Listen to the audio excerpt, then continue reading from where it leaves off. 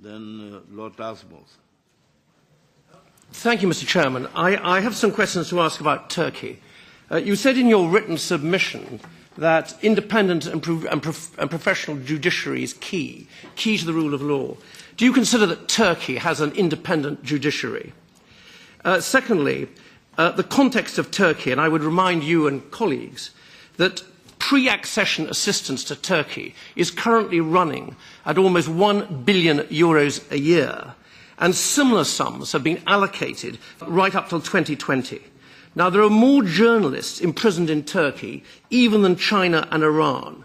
Now, would you agree that all pre-accession assistance should be suspended until the journalists are released? And if you're not prepared to, and would you also agree with me that in reality pre-accession assistance or the suspension thereof is really the only instrument you have with which to influence the Turkish government? Thank you.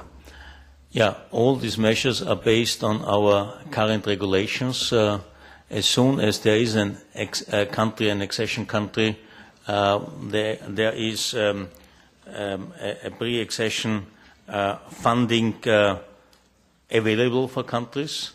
We have to reflect if there are certain developments which are definitely contrary to our principle and basic understanding, but once again, things are sometimes rather complex, and we have to look into it and find appropriate answers which, on the one hand, achieve what you rightly criticize. It's unacceptable that anybody is jailed for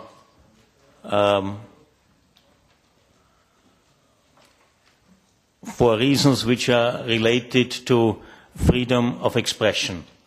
And this is something you can be reassured I will certainly address in my discussions, negotiations with Turkey in order to find a solution, and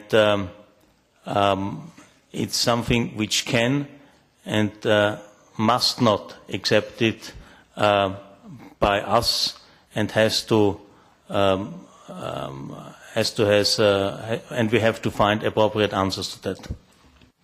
But with respect, Mr. Commissioner-designate, I don't see why the Turkish government should pay any attention to what you say at all. They didn't pay any attention to your predecessors. Surely the only way is to at least put on the table a reduction in pre-accession funding. And I would further add and further point out that Mr. Juncker has said no more enlargement for 5 years. And my constituents find it very hard to understand why €14 billion has been allocated to pre-accession funding in the next 5 years when these people will not be exceeding in that period of time. These countries, I should say, sorry. Exactly, because Turkey will by far not receive 14 billion euro.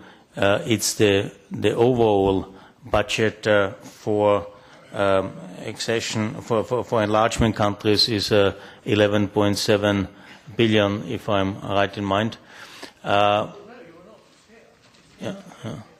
And once again, we have to address this issue. We have to discuss it with our Turkish colleagues. And once again, we cannot accept this. And if there are unsatisfying reactions, we have to see how to react on this.